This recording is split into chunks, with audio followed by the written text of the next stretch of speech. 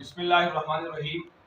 وتعاونوا علی البر والتقوی ولا تعاونوا علی الاثم والعدوان صدق اللہ العظیم۔ اس وقت ہم گلی گزرال میں مسجد قبا میں ہیں اور یہاں پر ایک تنازع کا کافی عرصے سے چل رہا تھا راستے کا۔ دو آپس میں چچا زاد بھائی تھے، صادق اور افسر نامی، جن کا آپس میں تنازع حل نہیں ہو پا رہا تھا، اور علاقے کی جو ان کی امن کمیٹی ہے اس نے بھی بڑی کوشش کی لیکن وہ اس میں ناکام رہے۔ کوشش انہوں نے کی ہے، اللہ ان کو اجر عظیم عطا فرمائیں گے۔ لیکن آج جب یہ مسئلہ اٹھا اور ڈی آر سی پہنچا، وہاں پر چیئرمین ڈی آر سی محترم حاجی رفیع الدین صاحب اور ان کے معاون خصوصی محترم الطاف صاحب اور اسی طرح باقی ان کا جو عاملہ ہے سرکاری، آج وہ یہاں پر آئے،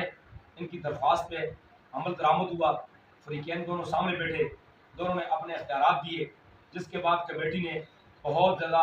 زور لگایا، بات سمجھائی، ان کو فضائل سمجھائے، مسائل بتائے کہ اس میں آپ کا نقصان کیا ہے، اس میں آپ کا فائدہ کیا ہے، قومی طور پہ آپ کو کیا فائدہ ہوگا، اسلامی طور پہ آپ کو کیا فائدہ ہوگا، دنیا کے لحاظ سے کیا فائدہ ہے، آخری لحاظ سے آپ کو کیا فائدہ ہے۔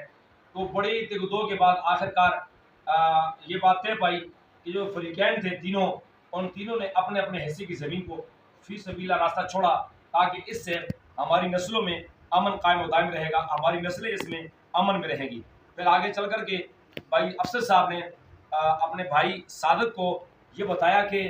جو زمین میرے حصے کی، جو آپ کی زمین کی صاف لگتی ہے، اس میں سے بھی آپ کو اس کے مطابق آپ کو دی جائے گی۔ 5 گز جو زمین کا ٹکڑا ہے وہ بھی آپ کو دیا جائے گا، بانڈی کا حصہ۔ تو اس طرح آج جو ہے ہمارا جو بہت بڑا تنازع دور تک جا رہا تھا، اس ڈی آر سی نے اپنا کردار ادا کیا، اور اس حکومت پاکستان نے